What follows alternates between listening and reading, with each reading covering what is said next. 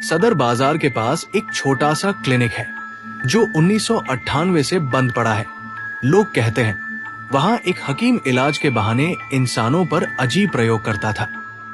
कुछ मरीज कभी लौट कर नहीं आए। कई लोग दवा लेने गए लेकिन ना कभी वापस आए, ना ही उनका कोई रिकॉर्ड मिला। फिर एक दिन उस क्लिनिक के अंदर से भयानक बदबू आने लगी। जब पुलिस ने दरवाजा तोड़ा तो फर्श पर खून के धब्बे थे और दीवार पर लिखा था, मैं अभी जिंदा हूं। इसके बाद क्लिनिक को सील कर दिया गया और बाहर ताला लगा दिया गया। 2022 में एक व्लॉगर अंदर गया। बाहर से सब कुछ शांत और सामान्य लग रहा था, लेकिन जैसे ही वो अंदर पहुंचा, कैमरे में अजीब सी आवाजें रिकॉर्ड होने लगी। दीवार पर एक घड़ी जो सालों से बंद थी, अचानक चलने लगी।